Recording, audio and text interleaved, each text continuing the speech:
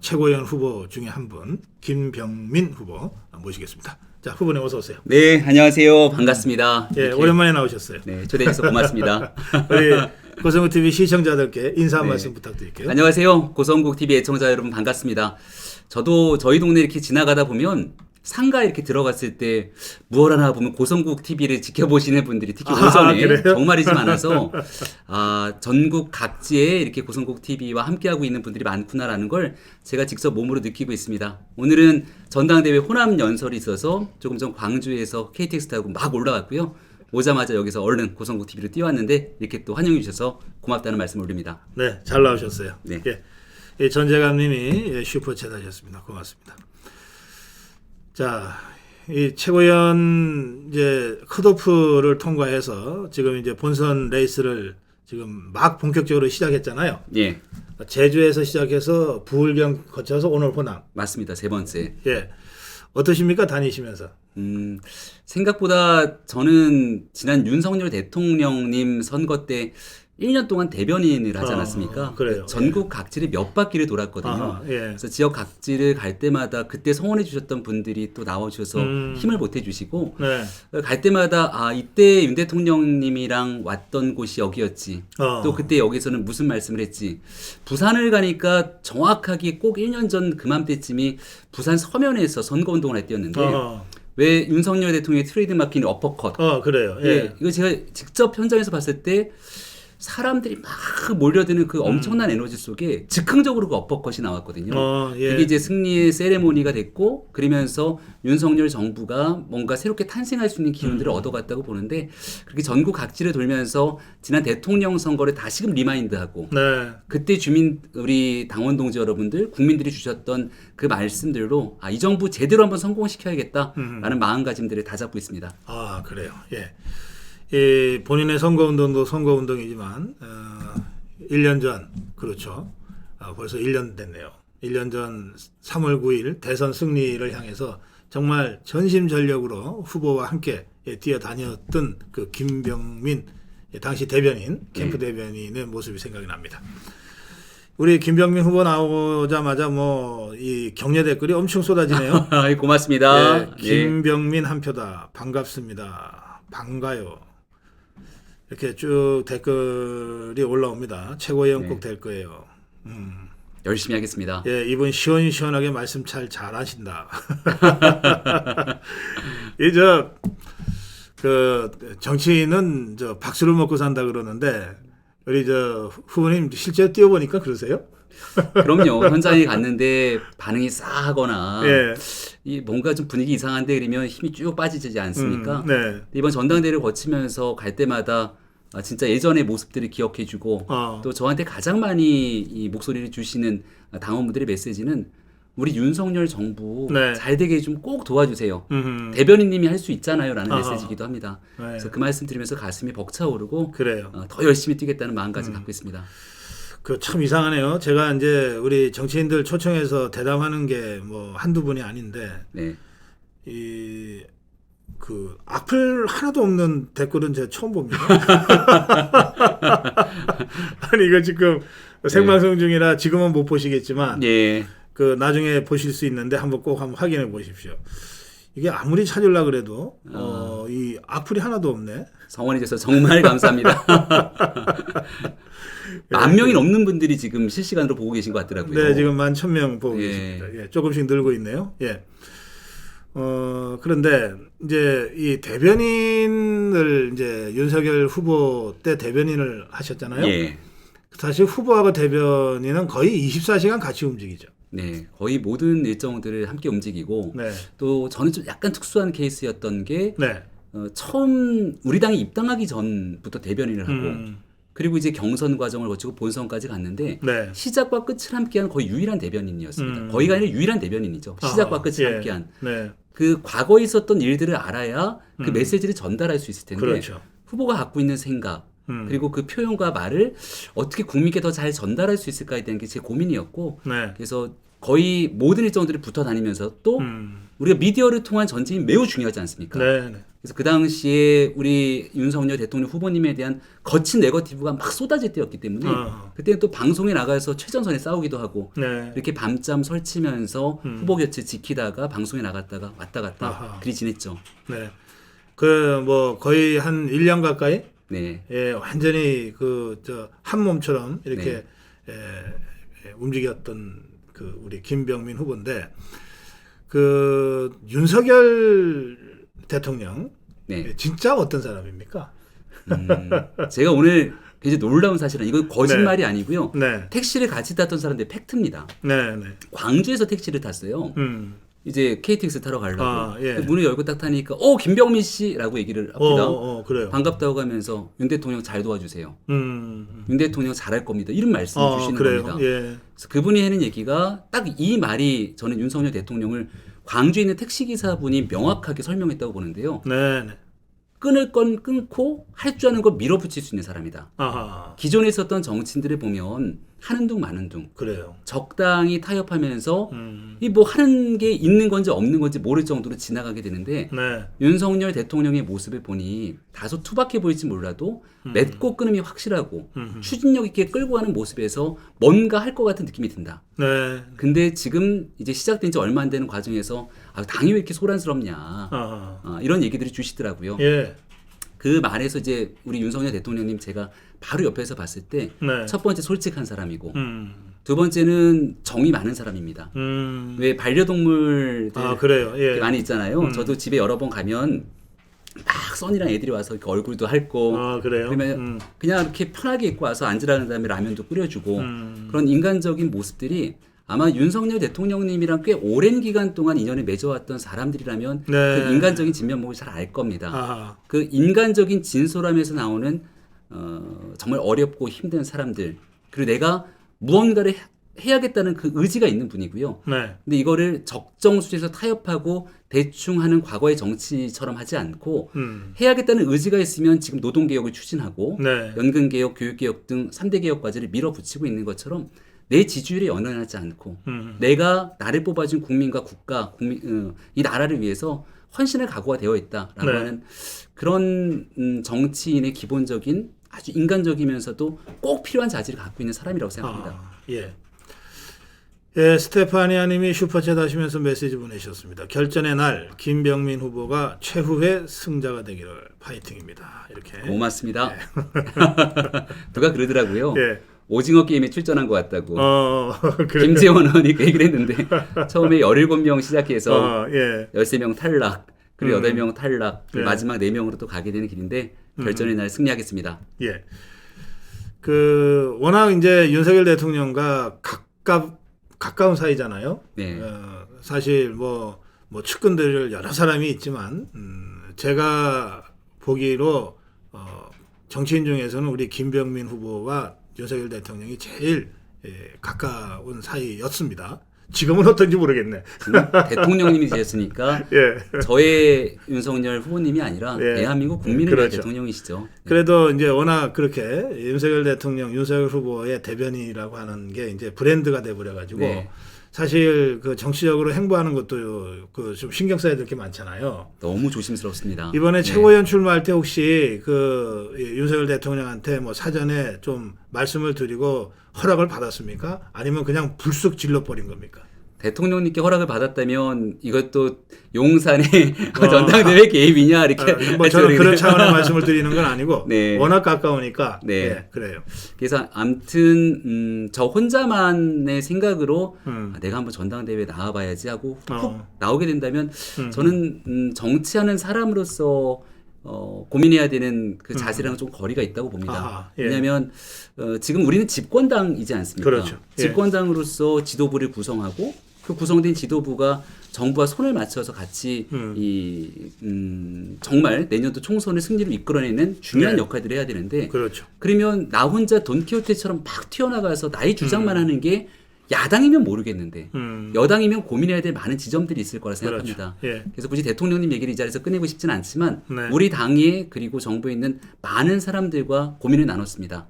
그리고 제가 해야 될 역할들이 있다고 판단했고 네. 그리고 그 역할 속에서 우리 윤석열 정부의 성공을 제가 뒷받침하면서 이 지도부에 할 수 있는 역할들이 있다고 여러 사람들이 함께 고민했기 때문에 예. 이번 전당대회 출마했다고 말씀드리겠습니다. 그래요. 예.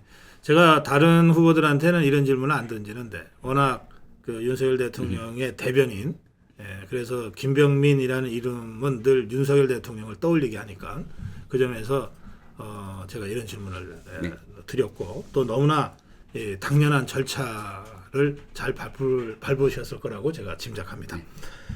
자, 이 최고위원이 되면 뭐 당대표가 물론 굉장히 중요하지만 최고위원 한 사람 한 사람도 굉장히 중요하더라고요. 그럼요. 지난번 그 지도부 보니까 최고위원 하나 때문에 뭐가 잘 안 되기도 하고 막 그래요. 맞습니다. 예, 김병민 후보가 최고위원이 된다면 어떤 일을 하시고 싶으십니까?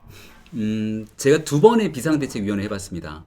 그러니까 우리 당이 지도부가 하는 역할들이 분명히 존재하는데 네네. 지도부 한 사람 한 사람이 총선 같은 대선 같은 큰 선거를 앞두고 네. 당대표를 비롯한 지도부의 최고위원이 엉뚱한 행보를 보이거나 말 한마디, 행동, 잘못된 일들을 통해서 지지율이 2%, 5%, 10% 출렁이는 건 이건 우리 이 보수 정당이 진짜는 수많은 사람들이 경험해온 일일 겁니다. 그렇죠.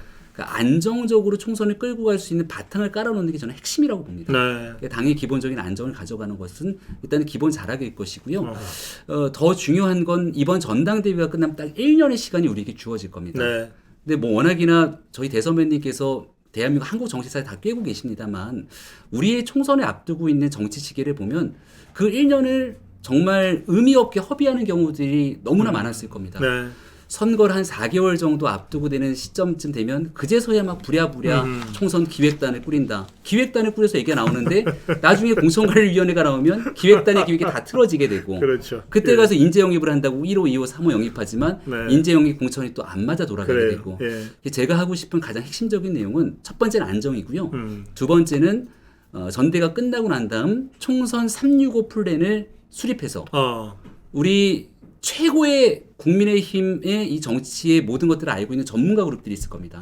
그 전문가 그룹과 함께 총선 365 플랜을 짜서 1년의 시간을 허투루 낭비하는 일이 없도록 해야 됩니다. 네. 과학적 데이터에 근거해서 쭉 우리가 갖고 있는 253개의 지역구들을 분석하다 보면 그 지역구에서 조금만 힘을 주면 네. 얼마든지 그 득표의 가능성을 높일 수 있는 일들이 있을 텐데 이런 방식으로 우리 국민의힘 지도부가 어렵고 힘든 지역에서의 표심 그리고 거기에 대한 의석수를 더 확보할 수 있도록 하게 되는 역할들을 제일 먼저 수립하는데 역할을 하려고 합니다. 그래요.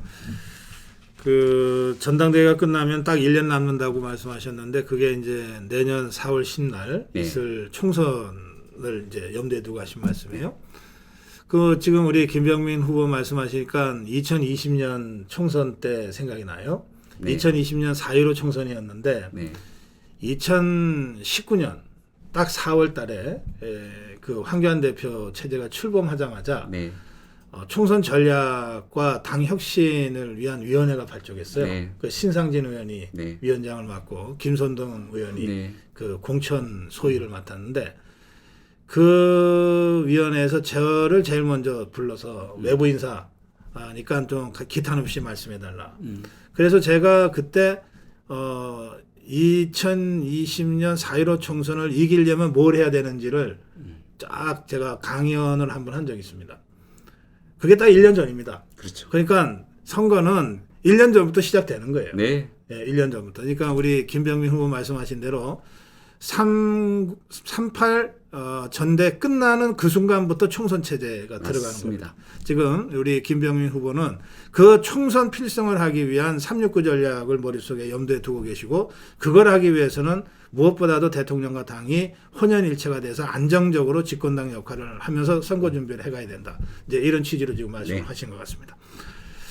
자, 이제가 잠깐 모셔야 돼서 이제 벌써 시간이 많이 갔는데 이원기님, 김병민 후보 정말 후원합니다. 국민의힘의 귀중한 자산입니다. 자원입니다 하셨고 이경희님 아미고 들어오셨습니다. 환영합니다. 그리고 서현규님의 댓글이 아주 재밌어서 제가 읽어드릴게요. 네. 서현규님 제가 누군지 모릅니다. 예, 그냥 아이디로 서현규님이 전략 투표해야 됩니다. 허은하하고 김용태 빼고 다 훌륭한 분이지만 조수진은 무조건 당선권이니 김병민 한 표 찍고 민영삼 한 표 찍는 게 사표가 없으리라 봅니다. 이렇게 아예 전당대회 전략을 짜주셨어요. 이게 우리 유권자들이 1인 2표죠 최고위원들은. 네 맞습니다. 그래서 이제 2명을 찍어야 되는데 이 2명이다 이런 식으로 제시하신 것 같아요. 누가 더 재밌게 조어를 만들기도 했는데 조금 전에 얘기하셨던 네. 것처럼 김병민 짱 이렇게 해서 김기현을 찍고 김병민을 찍고 민영삼을 찍고 장예찬을 찍어라 뭐 여러 가지 얘기들을 만들어 주시는데 그렇구나. 김병민 장 다들 굉장히 흥미롭게 이번 전당대회를 바라봐 주시고 네. 저에게 애정 가져주셔서 감사합니다. 예. 지금 김기현 후보와 이제 러닝메이트로 뛰고 있습니까? 이게 지금 당 대표와 최고위원들이 되게 꼭 러닝메이트라고 선언을 안 하더라도 함께 다니면서 그게 사실상의 러닝메이트로 이제 인식이 되는데 지금 그런 상태입니까? 김기현 후보님과 많은 일정들을 공유하고 있고요. 네. 인식의 교감이 중요하다고 생각하는데요. 네. 그리고 기본적으로 사람을 좀 알아야 되지 않겠습니까? 이번에 나온 후보님들 중에 김기현 후보님이랑은 2번의 교감이 좀 있습니다.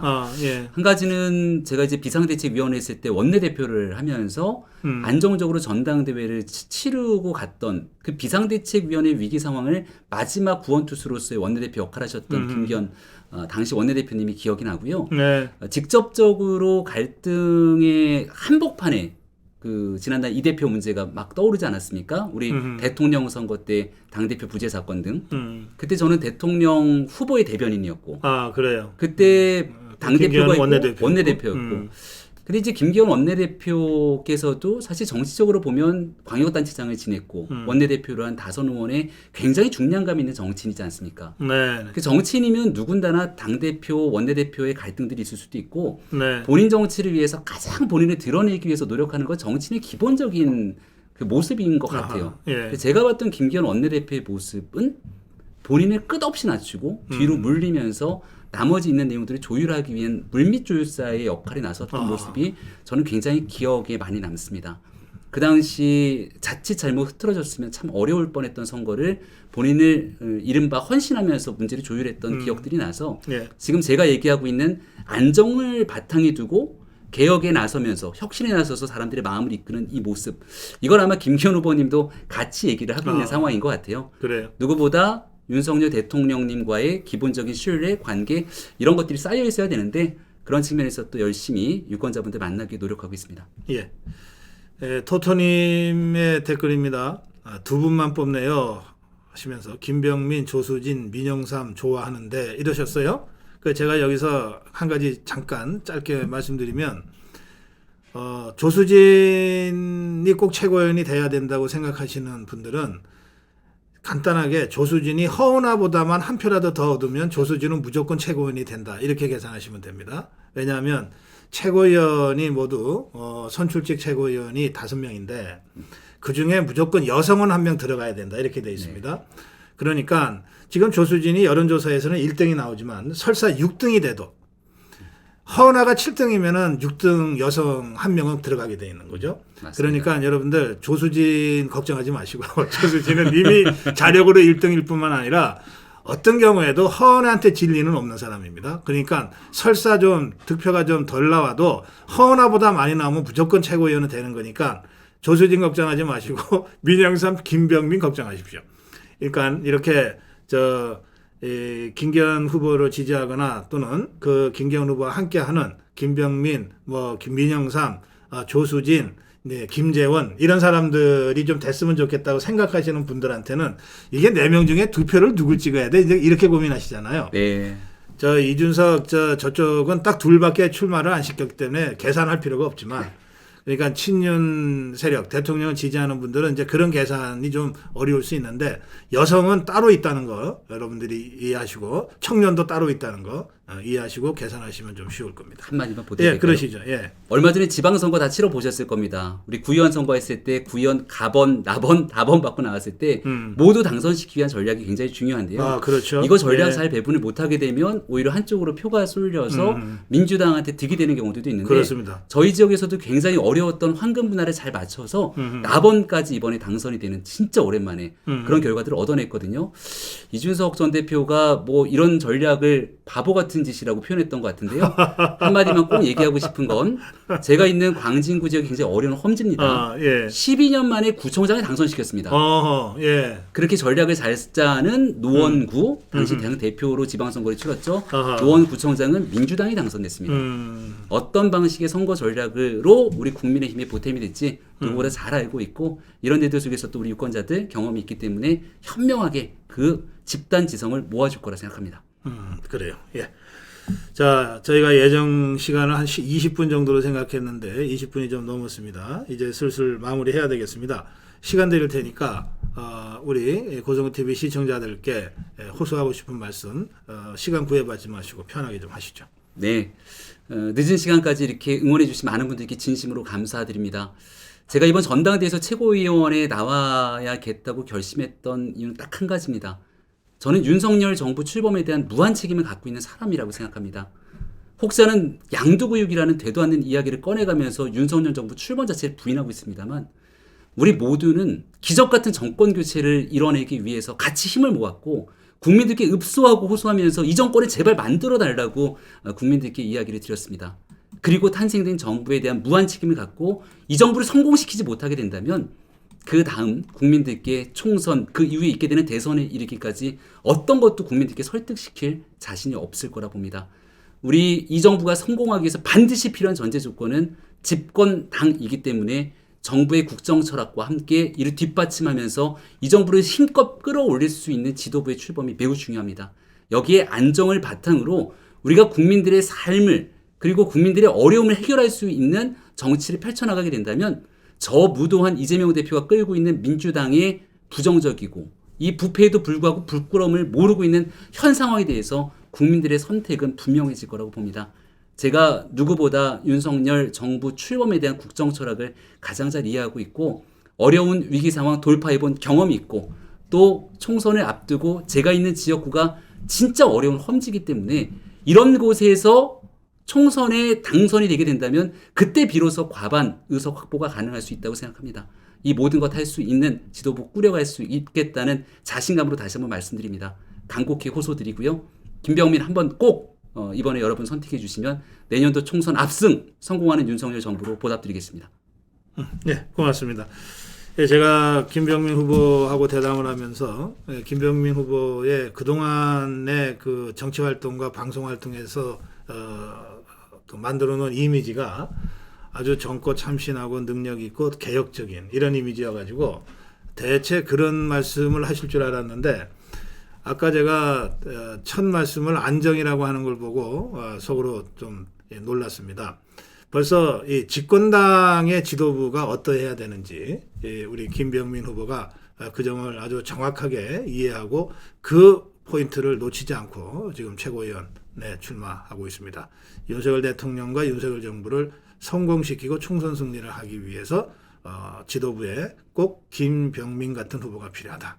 이런 김병민 후보의 마무리 호소를 여러분들 깊이 한번 생각해 보시면 좋겠습니다. 바쁜 시간 나와주셔서 저희 고성구 TV 시청자와 함께 대화해 주셔서 고맙습니다. 진심으로 고맙습니다. 네.